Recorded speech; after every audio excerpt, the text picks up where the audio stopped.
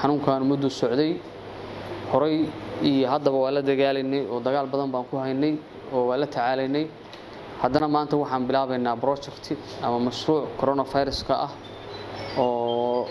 looga hortagayo la dagaalida caabuqaas haddii alla wada idmo dhammaan degmada Gaalkacyo iyo laba tuulo hoos yimaada magaalada Gaalkacyo oo aanu geyn doono kana saacidi doono MCH-yada iyo iskuulada iyo meelaha public ah intaba inaan siin doono qalabka sanitation-ka sida sanitizer-ka gacmaha lagu kala gareeyo iyo alcohol-ka iyo afxirrada iyo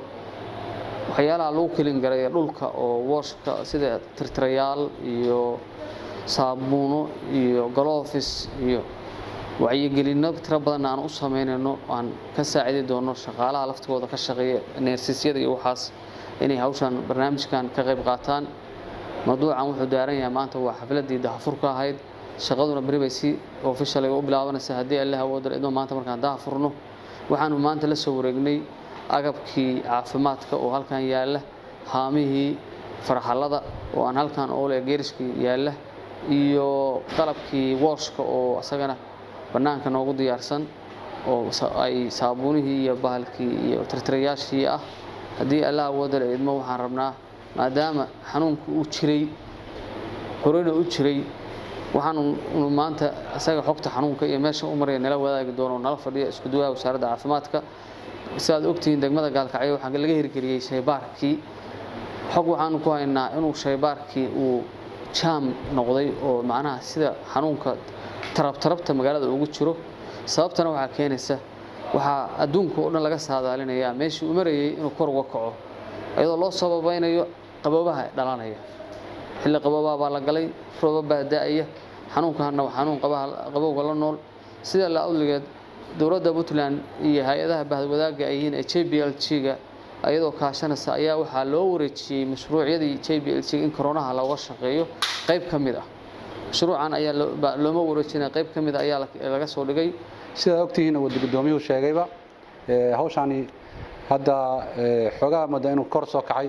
sida climate-ka ama season-ka cimilada ayuu kor soo kacay saaka report-ka la siinayay qaybta joogtay lab-kii sida ogtihiin laboratory-ga shaybaarka aan furnay oo muddo badan ku guuleysan dib aan ku qabno marka hore qofka in laga qaado sambalka oo swaabka la qaado garow loo diro oo waqti naga qaatay ahaan jirta hadda laakiin alxamdulillah muddo 2 asbuuc ah Gaalkacyo naga furan yahay isbitaalka weynaaba ka furan yahay saaka report-ka la siinayay waxay ahayd inuu culays noqday mashiinkii inuu jam noqdo dadkii baarayay iyo shaqadii ay kala bateen waxaan rajaynayaa mashiinta kale aan dalbanay in loo keeno hadii Alla idmo ayaan isku daynaa insha Allah hadii Ilaahay idmo saad ogtiin marka waxaan rabaa inaan idin la wadaago ragga madaxda iyo dadka akhyaarta kale wuxuu leeyahay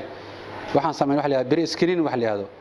ka hor qofka intuu isbitaalka imaan ilinka hore ayaan ka sameeynay 2 meelood qayb TB-da isbitaalka weyn ilinkiisa hore waxaan ka sameeynay meel qofka lagu screen gareeyo qof kasto calaamadihii ama sheegta ama baqaya inuu meesha tago shaqaalaha joogo 24 hours shaqeynaya 24 saac waa heegan xilli kasta diyaar u yihiin shaqaalahaas waxay sameynayaan dadka kala saarayaan qofna kii calaamadii yararka mild iyo qandhada lahaana daawada siinayaan guriga ku laabanaya kii naqaska iyo oxygen iyo u baahna gudihii ayay u dirayaan qaybaha karantiilka ayaa loo dirayaa waa alxamdulillah muddo badan runtii hawlo badan naga soo maray oo dadaal badan baa la qabtay bulshadeena runtii way ku mahadsanyihiin sida wanaagsan ay u ajiibeen inay barteen hadda wax badan ay sidoo hore ka ahaayeen xanuunkan sida la sheegay wuxuu noqonayaa xanuunada caalamka sida routine ka noqon doona routine waxa la yiraahdaa xanuun muddo jireeya oo raqsaan ku zuuleyn hadda sida ogtiin cimilada isbedelaysa hadda mar tagaya marna imaanaya dadaal weyn kadib hadda ayaan waxaan jecelnahay walaalayaal inay nala shaqeeyaan wada shaqeyn dhow yeelano sablaayga iyo hawsha ay soo kordhiyeen bahda maaragtay ka hortagga wada jirka wasaaradda ka wada shaqeynaya way ku mahadsan yihiin wada shaqeyn dhow naga dhaxaysa dawladda hoose iyo wasaaradda arrimaha gudaha waxaa la rabaa barnaamijka maanta halkan ku daafurnay degmooyinka Puntland intooda badan ilaa shalay ilaa iyo maanta laga daafurayo in uu yahay barnaamij wada jir ah oo ay si wada jir uga qayb qaadanayaan ama joint ah wasaaradaha kala duwan ee dawladda hoose heer degmo ilaa heer tuulo ilaa xaafad kuwaas oo la ramo in qalabka maanta la qaybinayo oo kala duwan la gaarsiiyo dhammaan qaybaha loogu talagalay public place-ka la yiraahdo ama meelaha bulshadu ay la wada isticmaalo hadday ahaan lahayd iskuulada iyo hadday ahaan lahayd xarumaha caafimaadka iyo hadday ahaan lahayd dhammaan MCH-yada iyo health post-yada dadaalkii awal la waday ee wasaaradda caafimaadku ay waday liidka u ahayd ayay waxa weeye bay arrintaani sii kaabaysaa oo la rabaa in heer laga soo bilaabo hoose ama grassroots-ka dawladaha hoose ayagu ay u noqdaan mashruucii sida ogtihiin horumarinta degmooyinka ama maamul daadejinta ee JPLG-ga sanadkan 2020ka baahiyihiisii ama mashaariiciisii dib u dhacday sababtuna waxa weeye coronavirus-ka iyo xaaladaha jira oo la tacaalayo sidaa daraadeed mashruucii qayb ka mid ah facekan hadda 2020ka dhamaadkiisa inta ka dhiman waa waxa la rabaa ilaa bisha 12aad in barnaamijkan la sii wada hadii la yiraahdo oo lagu la diriro mataqaanaa awoodda la saaro la isugu geeyo xanuunku awal waxa laga haystay waxyaabo kala duwan ama beliefs ah in hadii liin la cabo ama wax kale maaragtay la isticmaalo daawo dhireed uu baaba'ayo laakiin in badan waxaan aragnay taas inaysan loo hayn cadayn ama proof ah in ay 100% tahay wax loo isticmaali karo marka waxa aragnay in dhimashaduna ay maaragtay jidho iyo dhammaan dadka laga helayo dad badan ay jiraan ka biskoodan ay jiraan sida daraadeed doorka wasaaradda arrimaha guduhu waxa weeye dhammaan degmooyinka korjoogteynta sida ay u fuliyeen iyo inay qiimeyn iyo dabagal ku sameeyso qaabka degmooyinku qalabkaas ay u gaarsiiyeen qaybaha kala duwan ee xarumaha bulshada loogu adeego waxaan ku faraxsanahay in maanta aan wacyigelintii laga waday degmada Gaalkacyo aan u helay qalabkeedii oo gacantii ugu weyneyd oo naga dhimanayd ay ahayd horeyna degmada Gaalkacyo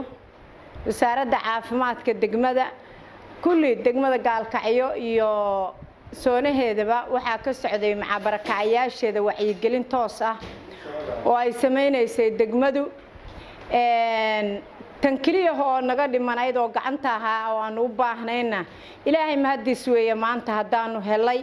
oo daahfurkeedii maanta aan loo fadhiyo aad iyo aad baanu ugu hambalyeynayna intii gacanta ka geysatay wasaaradda arrimaha guduhu ugu horeyso wasaaradda caafimaadka waanu ku faraxsanahay ka degmo ahaan hadaanu nahay agaasimayaashii degmada Gaalkacyana si fiican baanu awalna wacyigelinta u wadnay haddana waxaanu diyaar u nahay inaanu manguri iyo macagoob iyo macabarakacayaal inaanu gaarsiino oo sida toos oo wacyigelintii anagoo ku wadna haddana aanu qalabkiina u dhamaystirno aad iyo aad baan waxaan ugu maaragtay u daneynaynay caafimaadkan ama qaabkan ama maaragtay siyaalaha loola tacaalayo in la helo aad iyo aad inta ka soo shaqeysana waxaanu leenahay waa mahadsan yihiin